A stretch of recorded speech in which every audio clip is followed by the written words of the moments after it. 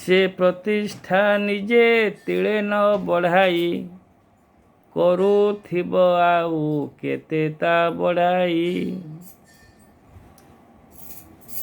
जो बापा माने जो पूर्वपुरुष माने जो केशरी भलिया राजा माने विशाल प्रतिष्ठा तैयारी करी दे जाइथिले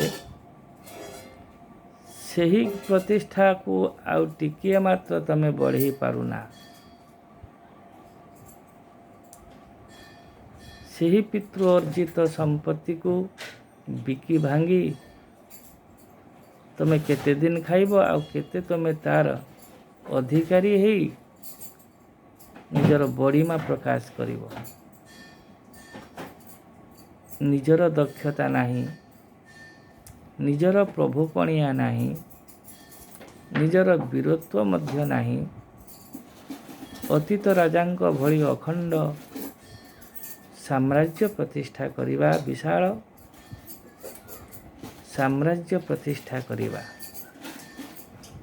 ବା ଅତୀତ କୀର୍ତ୍ତି ଭଳି କୀର୍ତ୍ତି ସ୍ଥାପନ କରିବା, ଏ ଯୋଗ୍ୟତା ତୁମର ନାହିଁ। ବାପା ଯାହା ରଖିଦେଇ ଯାଇଛନ୍ତି, ପୂର୍ବପୁରୁଷର ରାଜାମାନେ,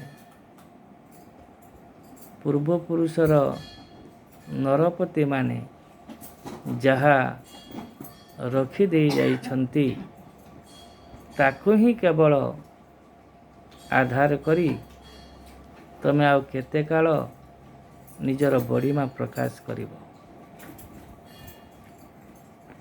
ଥିଲେ ଆଗେ ଯେହୁ ଉତ୍କଳର ସ୍ୱାମୀ, ବହ୍ନି ଶିଖା ପରି ସଦା ଊର୍ଦ୍ଧ୍ୱଗାମୀ। ଅତୀତରେ ଯେଉଁ ରାଜାମାନେ ଥିଲେ, ଯେଉଁ ସ୍ୱାମୀମାନେ ଥିଲେ, ନରପତିମାନେ ଥିଲେ, ସେମାନଙ୍କର ଚେତନା ଥିଲା, ସେମାନଙ୍କର ମନ ଥିଲା, ସେମାନଙ୍କର ଅଭିଳାଷ ଥିଲା ଊର୍ଦ୍ଧ୍ୱଗାମୀ। ସେମାନେ ଉଚ୍ଚ ଭାବ ସମ୍ପନ୍ନ ବ୍ୟକ୍ତି ଥିଲେ। ସେମାନଙ୍କର ଭାବନା ଉଚ୍ଚ ଥିଲା, ସେମାନଙ୍କର ହୃଦୟ ପ୍ରଶସ୍ତ ଥିଲା, ସେମାନେ ଉଚ୍ଚାକାଂକ୍ଷୀ ଥିଲେ, ଉଚ୍ଚାଭିଳାଷୀ ଥିଲେ। ଅର୍ଥାତ୍ ସେମାନଙ୍କର ବ୍ୟକ୍ତିତ୍ୱ ଥିଲା ଉଚ୍ଚ, ସକଳ ସମ୍ମାନର ସେମାନେ ଅଧିକାରୀ ଥିଲେ। ଅର୍ଥାତ୍ ଅତୀତର ରାଜାମାନେ ଥିଲେ ଊର୍ଦ୍ଧ୍ୱଗାମୀ। ଅଗ୍ନିଶିଖା ଯେମିତି ଊର୍ଦ୍ଧ୍ୱମୁଖୀ ହୁଏ, ଊର୍ଦ୍ଧ୍ୱଗାମୀ ହୁଏ, ଠିକ୍ ସେଇଭଳି ସେମାନଙ୍କର ଲକ୍ଷ୍ୟ ଊର୍ଦ୍ଧ୍ୱଗାମୀ ଥିଲା ବା ସେମାନେ ଊର୍ଦ୍ଧ୍ୱଗାମୀ ଥିଲେ। ନୀଚ ମନା ସେମାନେ ନଥିଲେ, ନିମ୍ନମୁଖୀ ସେମାନେ ନଥିଲେ, ନିମ୍ନମାନର ସେମାନେ ନଥିଲେ। ବିଶାଳ ହୃଦୟ ସେମାନଙ୍କର ଥିଲା। ସେମାନେ ଥିଲେ ଉଚ୍ଚମନା। ଅଗ୍ନିଶିଖା ଭଳି ସେମାନେ ଥିଲେ ସର୍ବଦା ଊର୍ଦ୍ଧ୍ୱଗାମୀ। ତୁମ୍ଭେ ହେଇ ସେହି ବଂଶର ସନ୍ତତି, ଜଳଧାରା ପରି ହେଲ ଅଧୋଗତି। ଅଥଚ ତମେ ସେହି ପୂର୍ବପୁରୁଷ ମାନଙ୍କର ଦାୟାଦ ହେଇ ନିମ୍ନଗତି ତୁମର ହେଇଛି। ନିମ୍ନ ଆଡ଼କୁ ତୁମର ଗତି। ସେହି ବଂଶରେ ଜାତ ହେଇ ତୁମର ଗତି ନିମ୍ନକୁ ହେଇଛି, ତୁମର ଲକ୍ଷ୍ୟ ନିମ୍ନକୁ ଯାଇଛି, ନିମ୍ନମୁଖୀ ତୁମର ଚେତନା ପାଲଟିଛି। ମୋଟାମୋଟି ତୁମେ ବର୍ଷାର ଧାରା ଭଳିଆ ଗତି କରୁଛ, ନିମ୍ନକୁ ଗତି କରୁଛ। ତୁମ୍ଭେ ହୋଇ ସେହି ବଂଶର ସନ୍ତତି, ଜଳଧାରା ପରି ହେଲ ଅଧୋଗତି। ଜଳଧାରା ଯେମିତି ଅଧୋଗତି ହୁଏ, ନିମ୍ନକୁ ଗତି କରେ, ତଳକୁ ଗତି କରେ, ତମେ ଠିକ୍ ସେଇଭଳି ତଳକୁ ଗତି କରୁଛ। ନା ପୂର୍ବପୁରୁଷଙ୍କ ଭଳି ବିଶାଳ ପ୍ରତିଷ୍ଠା ଅର୍ଜନ କରିପାରୁଛ, ନା ଉଚ୍ଚମନା ପାଲଟି ପାରୁଛ। ନିମ୍ନମୁଖୀ ତମେ। ତୁମ୍ଭ ପିତୃଗଣ ପରମ ଉଦାର, ରାଜ୍ୟ ମଣୁଥିଲେ ଏକ ପରିବାର। ତୁମର ପୂର୍ବପୁରୁଷ ପିତୃଗଣ ଏମାନେ ଖୁବ୍ ଉଦାର ଥିଲେ, ପ୍ରଜାନୁରଞ୍ଜନ ପ୍ରିୟ ରାଜା ଥିଲେ, ସୁଶାସକ ଥିଲେ, ବୁଝୁଥିଲେ ପ୍ରଜାମାନଙ୍କର ଦୁଃଖ, ସମ୍ବେଦନଶୀଳ ଥିଲେ। ମମତ୍ୱ ସେମାନଙ୍କର ହୃଦୟରେ ପୂର୍ଣ୍ଣ ଥିଲା। ପ୍ରଜାମାନଙ୍କର ସୁଖ ସେମାନେ ମନାସି ବସୁଥିଲେ। ପ୍ରଜାମାନଙ୍କର ଲୁହ ସେମାନେ ଦେଖୁନଥିଲେ। ରାଜ୍ୟର ଶ୍ରୀବୃଦ୍ଧି ସହିତ ପ୍ରଜାଙ୍କର ସମୃଦ୍ଧି ସେହି ପିତୃପୁରୁଷମାନଙ୍କର ଥିଲା ପରମ ଶ୍ରେଷ୍ଠ ଲକ୍ଷ୍ୟ। ବଡ଼ ପ୍ରଶସ୍ତ ଥିଲା ସେମାନଙ୍କର ଚିନ୍ତାଧାରା, ହୃଦୟ ମଧ୍ୟ ଥିଲା ଖୁବ୍ ବିଶାଳ। ତୁମ୍ଭ ପିତୃଗଣ ପରମ ଉଦାର, ରାଜ୍ୟ ମଣୁଥିଲେ ଏକ ପରିବାର।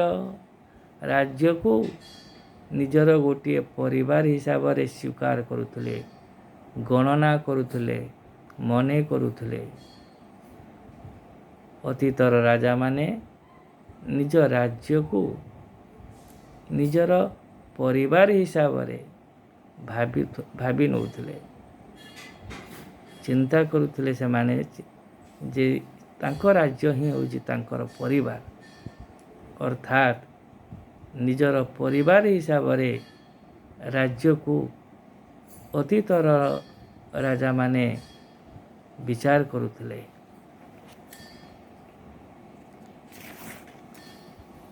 କାହିଁ ଗଲା ସେହି ପ୍ରାଚୀନ ସୁଧାରା, ରାଜା ପ୍ରଜା ଏବେ ହେଲେ ବାଜପାରା। ଅତୀତର ସେହି ସୁନ୍ଦର ନିୟମଟି ସତରେ କୁଆଡ଼େ ଉଭେଇଗଲା। ରାଜା ପ୍ରଜା ଯେ ଏକ ଥିଲେ, ଏକାଠି ଥିଲେ, ପରିବାର ହିସାବରେ ଏକାଠି ରହୁଥିଲେ, କିନ୍ତୁ ସେହି ସୁନ୍ଦର ଧାରା ରାଜାମାନଙ୍କର, ଅତୀତର ନରପତିମାନଙ୍କର ସେ ମହାନ ଲକ୍ଷ୍ୟ ବା ଶାସନ ପଦ୍ଧତି ଆଉ ଏବେ ଦେଖିବାକୁ ମିଳୁନାହିଁ। କାହିଁ ଗଲା ସେହି ପ୍ରାଚୀନ ସୁଧାରା, ରାଜା ପ୍ରଜା ଏବେ ହେଲେ ବାଜପାରା। ଏବେ ରାଜା ଓ ପ୍ରଜା ବାଜପାରାର ଅଭିନୟ କରୁଛନ୍ତି। ରାଜା ବାଜପକ୍ଷୀ, ଛଞ୍ଚାଣ ପକ୍ଷୀ, ଆଉ ପ୍ରଜା ନିରୀହ ପାରା ପକ୍ଷୀ ପାଲଟି ଯାଇଛନ୍ତି। ରାଜା ଓ ପ୍ରଜାଙ୍କ ଭିତରେ ଆଉ ଗଭୀର ମମତ୍ୱ ନାହିଁ, ବନ୍ଧନ ନାହିଁ, ନିବିଡ଼ ପ୍ରେମ ନାହିଁ। ବର୍ତ୍ତମାନର ରାଜା ଅତି କଠୋର, ନୃଶଂସ। ରାଧାନାଥ ରାୟ এই ପ୍ରାଚୀନ ରାଜାମାନଙ୍କର କୀର୍ତ୍ତିକୁ, ଗଡ଼ଜାତି ରାଜାମାନଙ୍କର ଶାସନ ପଦ୍ଧତି, ଭାବଧାରାକୁ ମିଶେଇ ଦେଇ କହୁଛନ୍ତି ଅତୀତର ରାଜାମାନେ ବାତ୍ସଲ୍ୟ ପ୍ରେମରେ ପ୍ରଜାମାନଙ୍କୁ ପାଳନ କରୁଥିଲେ, राज्य को निजर परिवार हिसाब से विचार करुले। मात्र एबर राजा छंचाण पक्षी भली आचरण करुछि। छंचाण पक्षी पारा पक्षी को मारी खाए, तार खाद्य पालटे पारा। छंचाण खाद्य कहले पारा हुए खाद्य। तेणु खाद्य खादक भूमिका, खादक आ खाद्यर भूमिका एबे वर्तमान लक्ष्य करा जाउछि समाज रे राजा और प्रजांक भितरे। राजा छंचाण पक्षी पलटिला बेलू प्रजा माने पारा पक्षी पलटि जाउछन्ति। जड़े शोषक आउ जड़े शोषित, जड़े शासक आउ जड़े शासित, जड़े भक्षक आउ जड़े भक्ष्य, जड़े खादक आउ जड़े खाद्य। राजा वर्तमान खादक, भक्षक, शोषक, शासक, हिंस्र प्रवृत्ति को धारण करिछि, भावना को धारण करिछि। राधानाथ राय यही कथा प्रथमे सूचई देइछन्ति। अतीतर राजा केउं आचरण करुथिले आउ वर्तमान राजा कर भूमिका केउं स्तर को जाइछि। आज एतिकी। परवर्ती समय रे पुणी अन्य एपिसोड रे मु तुमको यही कवितार कथा कहिबी। तमे तुमर व्हाट्सएप ग्रुप रे देखि परिबो, किंबा मु जदि मोर यूट्यूब चैनल रे ताकू सेव कर देइथिबी, बेले बेले ताकू मध्य तमे ऑन करी Nityananda Mahanti YouTube channel on करी मध्य तमे देखि परिबो, बुझी परिबो। जोड़ी असुविधा हब तमे मोर व्हाट्सएप नंबर तो अच्छी समस्त पाखे, से तमे प्रतिक्रिया जन पारिबो बा तुम ग्रुप रे प्रतिक्रिया जन पारिबो। रहिली।